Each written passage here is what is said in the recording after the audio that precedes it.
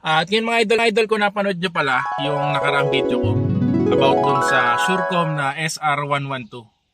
At ngayon nga magsasagawa lang ako ng test. Medyo maikling video lang to. At dahil pumunta kami dito sa may Pinit, Hanawan. Yan mga idol kung alam. Nandito kami ngayon.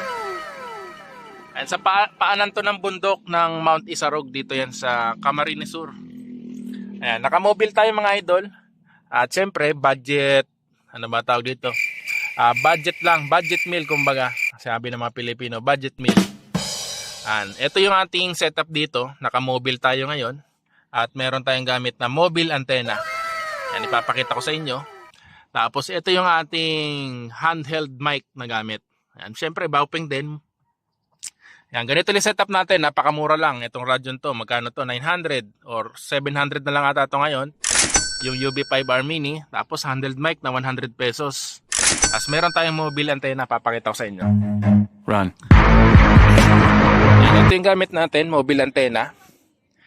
Ayan. Sa online ko lang din nabili yan. Ito ay nakalagay naman dito. 104.4. Dual band siya.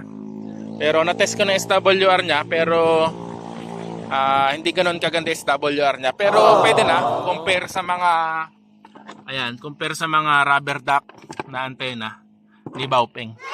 Ayan, mga idol, susubukan po natin yung ating Surecom repeater. At yung location natin, papakita ko nga pala. Ayan, ito mga idol, yung location natin, ito yung bahay namin. Nandyan yung, ayan, kung makikita nyo yan, yung himaaw na yan, nandyan yung bahay namin ito. Nandyan yung Surecom SR112 na repeater or tinatawag na parrot repeater.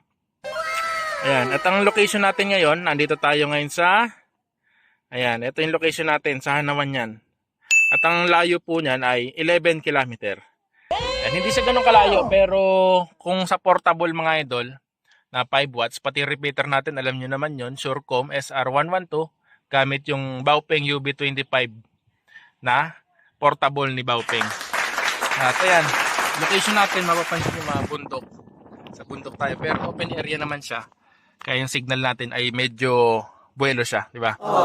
At yan, titingnan natin yung propagation mga idol sa 11 km. Testing, 1, 2, 3, 1, 2, 3. Location, Pinit, Hanawan, over. Testing, 1, 2, 3, 1, 2, 3. Location, Pinit, Hanawan, over. Ayan, makita yung kanyang propagation, pati yung audio quality niya. Ayan, tingnan ulit natin, subukan pa natin.